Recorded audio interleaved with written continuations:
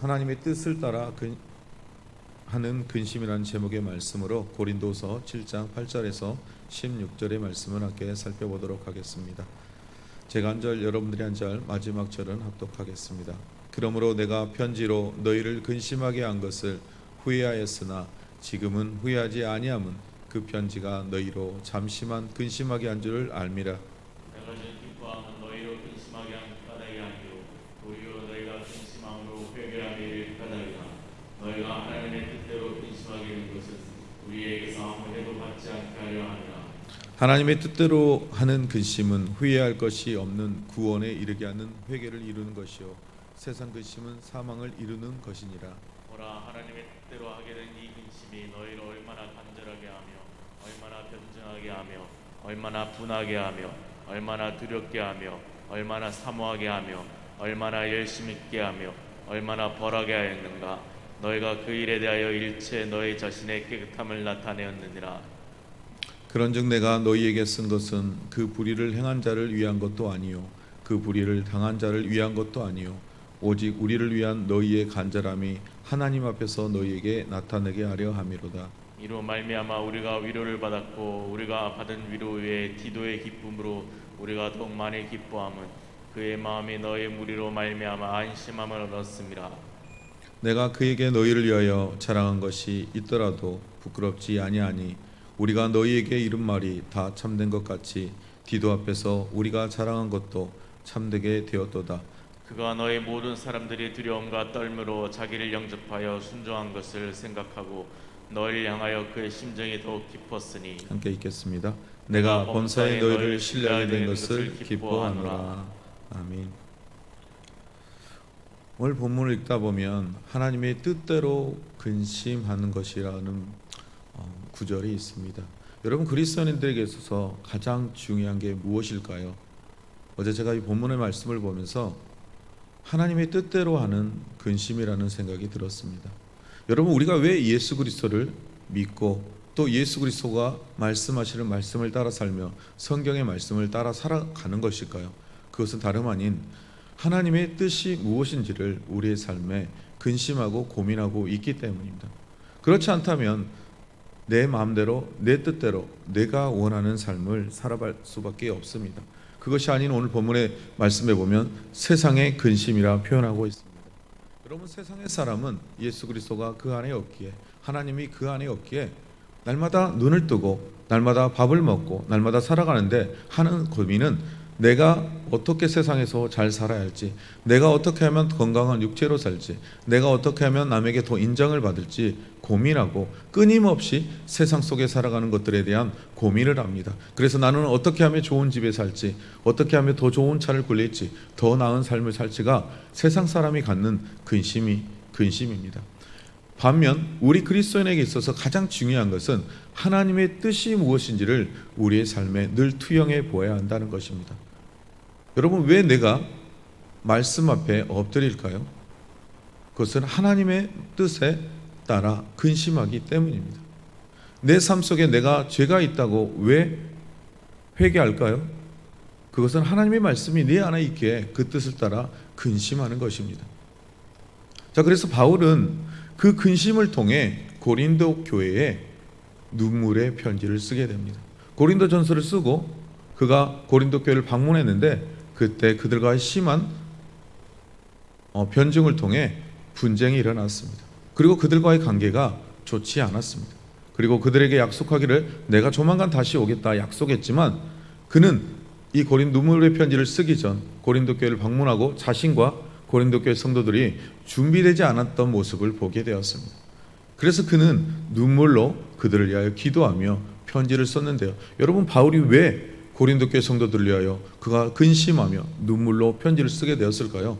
그것은 그의 마음속에 하나님의 마음, 하나님의 뜻이 있었기에 하나님의 뜻을 따라 근심하지 않을 수 없었기 때문입니다.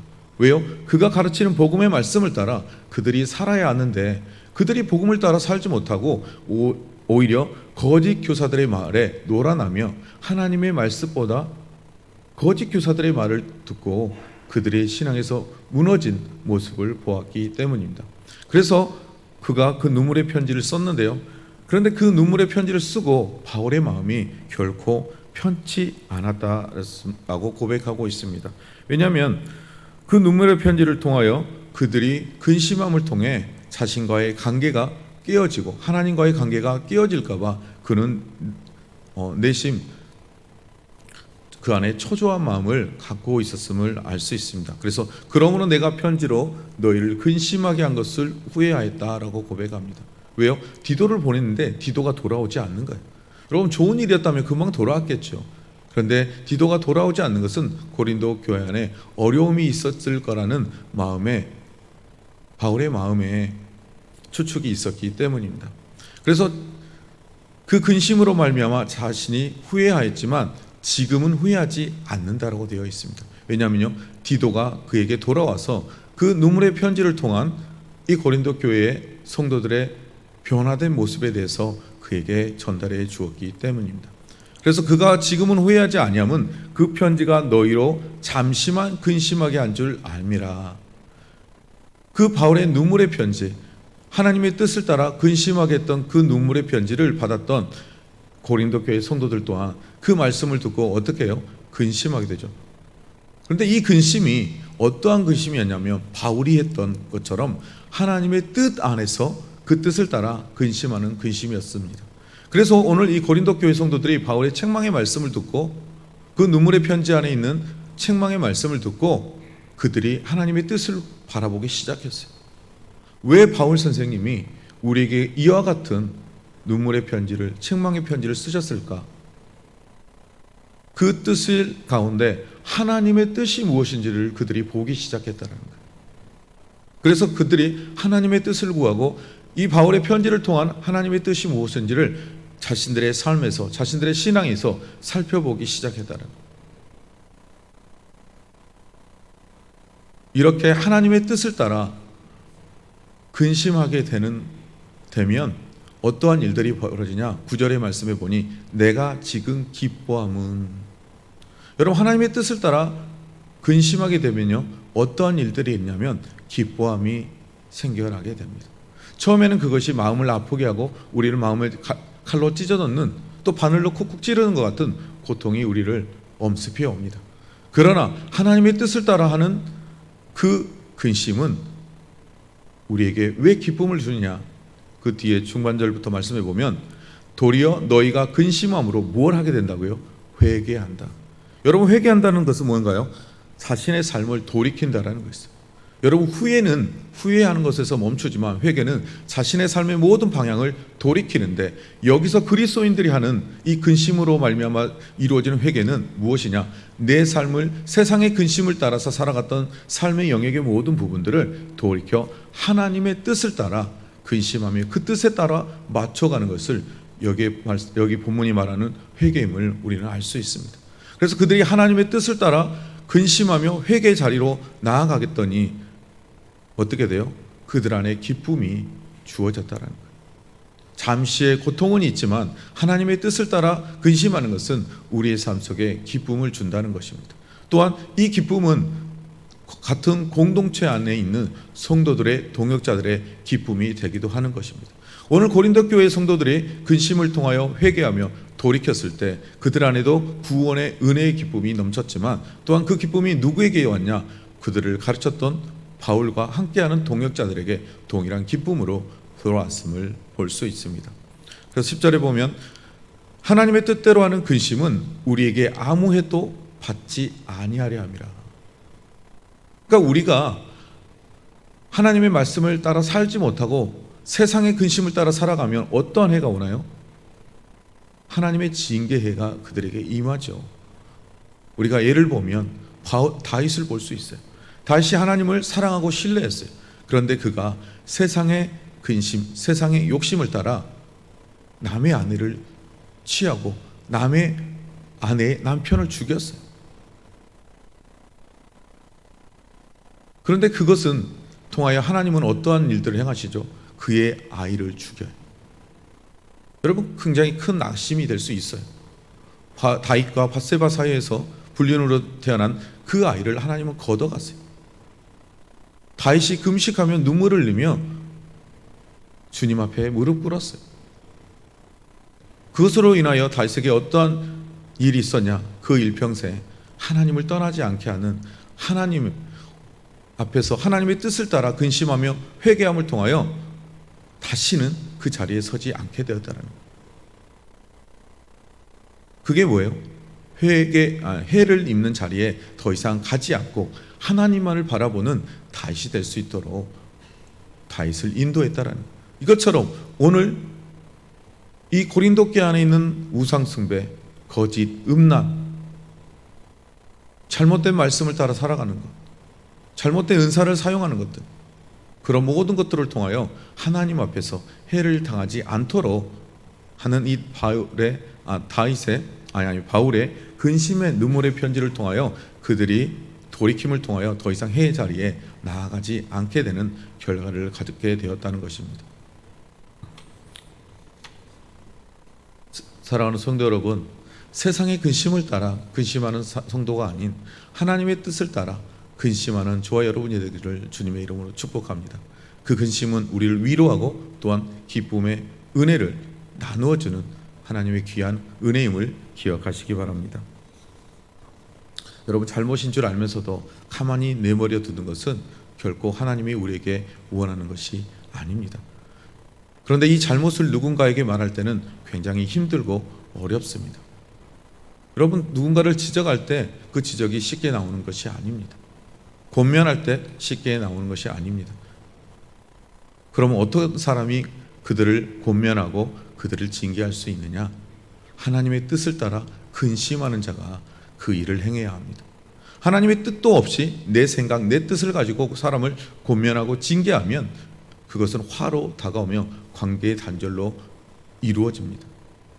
이어지게 됩니다.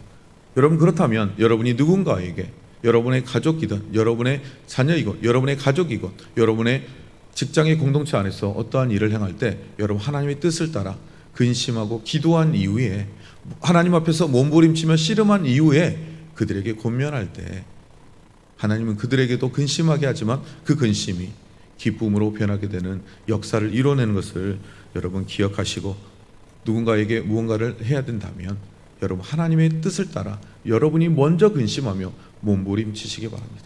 하나님과 먼저 씨름한 이후에 하나님의 주신 말씀을 따라 그들에게 권면하면 그들이 놀라운 변화를 이루게 될 것입니다. 그래서 이렇게 하나님의 뜻을 따라 하는 근심은 회개에 이를 뿐 아니라 뭘 한다고요? 구원에 이르게 한다라고 대합니다. 말씀하고 있습니다. 근데 이 구원은 어떤 거예요? 후회할 것이 없는 구원. 누구의 뜻을 따라하며? 하나님의 뜻을 따라하며. 그래서 구원에 이르게 하는 회개를 이루는 것이요, 세상의 근심은 사망을 이루는 것이라 말씀합니다. 세상의 것은 아무리 좋고 아무리 우리에게 유익을 주는 것 같지만 세상이 주는 근심을 따라 살아가다 보면 사망의 이름을 기억하고 세상의 근심이 아닌 하나님의 구원, 근심을 따라 구원에 이르는 저와 여러분이 되시기를 다시 한번 축복드립니다. 11절부터 12절의 말씀에 보면 하나님의 뜻대로 하는 근심을 하게 됐더니 어떠한 일들이 일어나느냐? 교회의 회복에 대한 그들의 간절함의 마음이 그들의 마음속에 불일듯 일어나게 됩니다. 12절에 보면 내가 너희에게 쓴 것은 그들의 불의를 행한 자를 위한 것도 아니요 그 불의를 행한 당한 자를 위한 것도 아니요 오직 우리를 위한 너희의 간절함. 그들 안에 있었던 간절함이 무엇이냐? 그들이 하나님의 말씀을 따라 근심하고 잘못된 것을 떠나는 삶, 그리고 그것들이 잘못된 것을 교훈하고 가르치고 바른 길로 인도해 가야 되는 그 마음의 간절함이 그들 안에 있었다라는 거예요. 그래서 하나님 앞에서 너희에게 나타내게 하렴이라. 그들 안에 마음에 있었던 그 간절함, 그 눈물의 편지, 그 책망이 그들의 하나님의 뜻을 따라 근심함을 통하여 그들이 하나님 앞에서 그 잘못된 것을 돌이켜 회개함을 통하여 구원의 자리에 이를 뿐 아니라 이제 잘못된 것을 하나님의 뜻을 따라 수정하게 되는 것을 보기 위함이었다라고 말합니다. 그런데 그것이 11절에 나타납니다. 보라, 하나님의 뜻대로 하게 된 이 근심이 어떻게 했다고요? 너희로 얼마나 간절하겠느냐. 여러분, 이 간절한 뭘 간절해요? 하나님을 간절히 찾고 또한 바울과 그의 동역자들을 간절히 바라보게 허락하였다라는 거예요. 그리고 그들의 그 간절함과 더불어서 하나님의 뜻을 따라 근심하게 됐더니 얼마나 변증하였느냐. 결론은 거짓 교사들 앞에서 하나님의 복음의 말씀 앞에 변증을 하게 했다라는 거예요. 그리고 또 얼마나 분하게 했느냐. 하나님의 말씀을 따르지 않는 그들 앞에 거룩한 분노가 그들 안에 일어났다라는 거예요. 여러분, 세상의 근심 앞에 있으면요 분노할 수 없어요. 그런데 그들이 왜 분노해요? 하나님의 마음이 그들 안에 들어갔기 때문이에요. 하나님의 뜻을 따라 근심했더니 거짓 교사들의 세상의 것을 따라 근심하는 거짓 교사들을 향하여 그들 안에 분함이 그들 안에 일어났다라는 거예요. 그리고 얼마나 두렵게 했느냐. 이제 하나님의 뜻을 따라 근심하게 하더니 왜 두려워요? 내가 하나님의 말씀을 따라 지키지 못하고 살지 못했던 부분 앞에 두려운 거예요. 우리가 하나님을 경외함 앞에 두려움이 포함된다고 했죠. 그 안에 하나님의 경외함이 이들 안에 회복되었음을 볼 수 있어요. 그리고 얼마나 사모했느냐. 자, 하나님의 말씀 앞에 근심하다 보니 뭘 더 사모해요? 하나님을 더 사모해요. 하나님의 사랑, 하나님의 은혜, 하나님의 베푸신 일들을 더 사모의 자리로 그들이 나아가게 됐음을 누가 보고 말해주는 거예요? 지금 바울은 보지 않았지만 디도를 통하여 그 말씀을 전해드렸기에 그가 보았다는 거예요. 그래서 얼마나 열심히 있게 하며 그들이 하나님의 뜻을 따라 근심하였더니 이제 하나님의 말씀 앞에 근심하며 하나님의 말씀을 전하고 가르치고 회복하는 일에, 회개하는 일에, 구원의 은혜의 자리에 이르는 일에 하나님 앞에 나아가는 것을 열심히 하고 있는 고린도 교회 성도들의 모습을 디도를 통해 보았다는 거예요. 그래서 얼마나 벌하게 하였는가. 이제 누구를 벌해요? 말씀을 따라 살지 않는 거짓 교사들을 통하여 하나님의 말씀 앞에 순종하지 않고 분쟁을 일으키는 그들을 향하여 징계하였다는 거예요. 여러분, 교회 안에 교회 포지가 3개가 있다라고 했죠. 하나님의 올바른 말씀의 선포, 두 번째 올바른 성찬, 셋째 권징이 있다라고 했어요. 그럼 여기서 이 벌하게 하였다는 것은 말씀을 따라 하나님의 사도들이 그들을 향하여 권징하는 일들이 있었다는 거예요. 근데 권징의 목적이 중요한 게 있다고 그랬죠.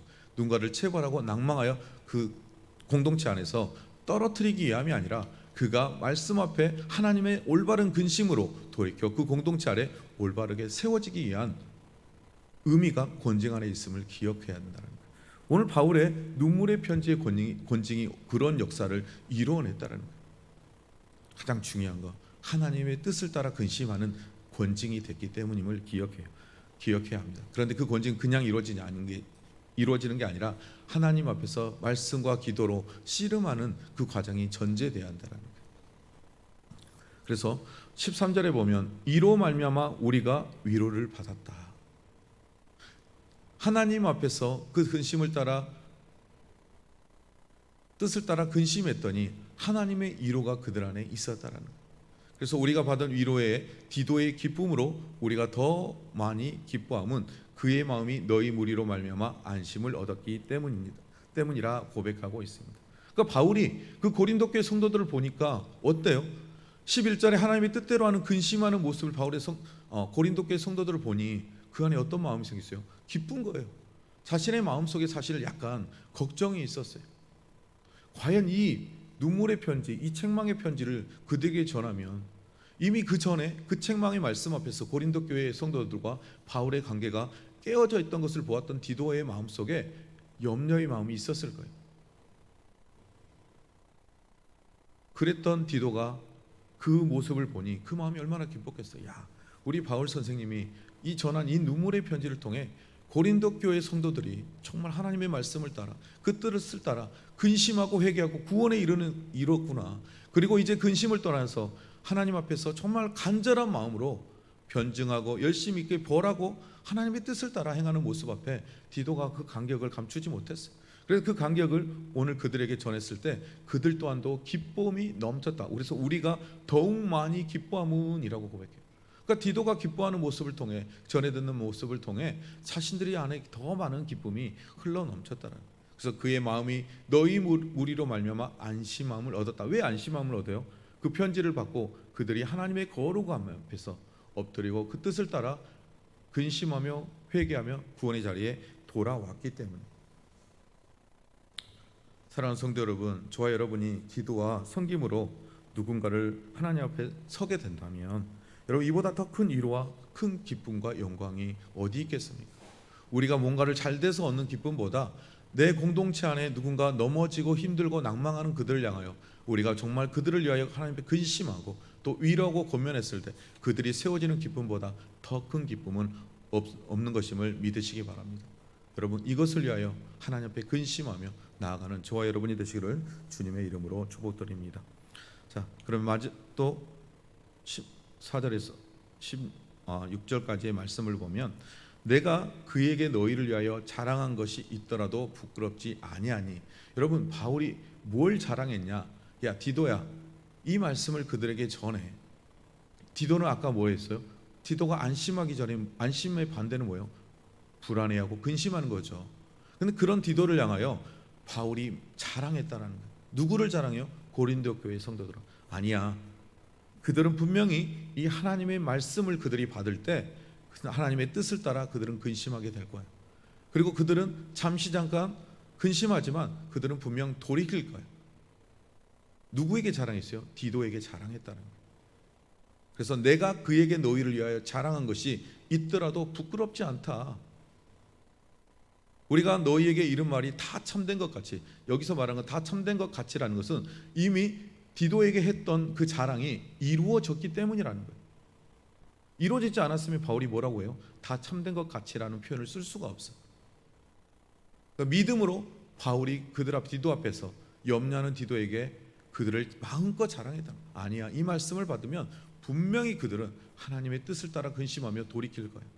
하나님 앞에 서서 그 근심함을 행하는 모습을 너가 보게 될 거예요.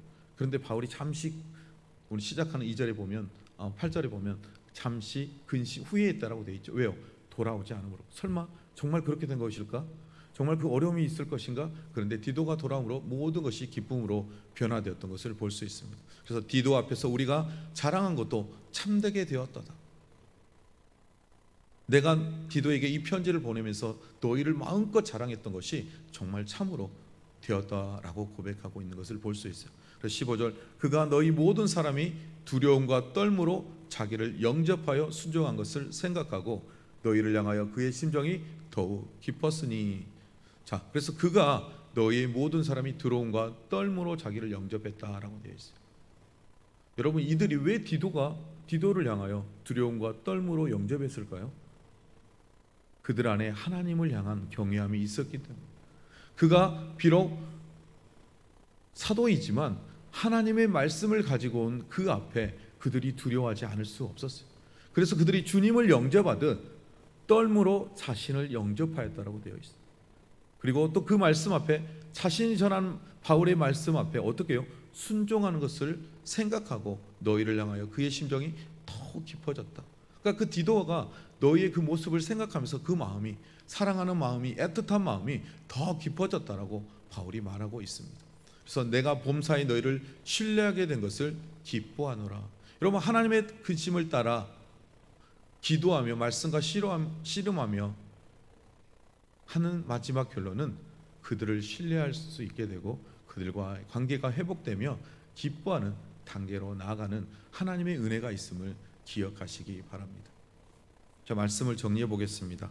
여러분, 하나님의 뜻대로 하는 근심은 이와 같은 은혜를 준다고 되어 있습니다. 구원의 은혜로 그들이 회개하며 구원의 자리로 나아가게 되는 하나님의 놀라우신 은혜가 그 안에 담겨 있습니다. 또한 하나님의 뜻대로 하는 근심에는 사람을 위로하고 그들 안에 기쁨을 주시는 은혜가 있음을 기억하시기 바랍니다. 세 번째로, 하나님의 뜻대로 하는 근심에는 사람과의 신뢰의 관계를 회복하게 하는 은혜가 있으며 그들 안에 위로와 기쁨이 있음을 기억하시고, 사랑하는 성도 여러분, 오늘 또 우리가 정말 해야 될 것은 무엇이냐? 세상의 것에 근심이 아닌 하나님의 뜻을 따라 근심함을 통하여 내 이웃을 위하여 기도하고 권면하고, 그들이 주님의 그 권면을 통하여 또한 새로운 사람이, 한 사람이 넘어져가고 쓰러져가는 그 한 사람이 세워져가는 역사를 보게 하는 것이 하나님이 우리에게 정말 원하시는 모습임을 기억하시고 그 모습으로 살아가는 복된 하루의 삶이 되시기를 주님의 이름으로 축복드립니다. 기도하시겠습니다. 하나님, 감사합니다. 하나님의 뜻을 따라하는 근심, 사실 이 근심을 주님이 우리에게 가장 원하는 것인데 우리는 하나님의 뜻을 따라 근심하기보다는 세상의 염려와 세상의 걱정과 세상의 시선을 두고 근심할 때가 너무나 많았습니다. 이제 하나님, 오늘 바울이 그랬던 것처럼 또 바울의 눈물의 편지를 받아보며 그들이 잠시 근심했지만 그 근심은 세상의 근심이 아닌 하나님의 근심 앞에서 자신의 삶을 돌이켜 회개하며 구원의 은혜 자리로 나아가 또 하나님에게 영광을 올려드리며 동역자들에게 위로와 기쁨이 되게 했던 것처럼, 하나님, 이제 우리의 삶 속에, 사랑하는 우리 사랑놀이교회 모든 성도들과 자녀들의 삶 속에, 세상 속에 비록 살아가지만 하나님의 뜻을 따라 근심하며 하나님께 영광을 올려드리며 나를 통하여 주변의 사람들이 위로받고 기쁨이 회복되며 관계가 회복되는 신뢰의 관계가 되는 하나님의 은혜를 풍성하게 누릴 수 있도록 주님 우리에게 은혜를 더하여 주시고 나를 사용하여 주시옵소서. 모든 것 감사하며 예수님의 이름으로 기도드립니다. 아멘.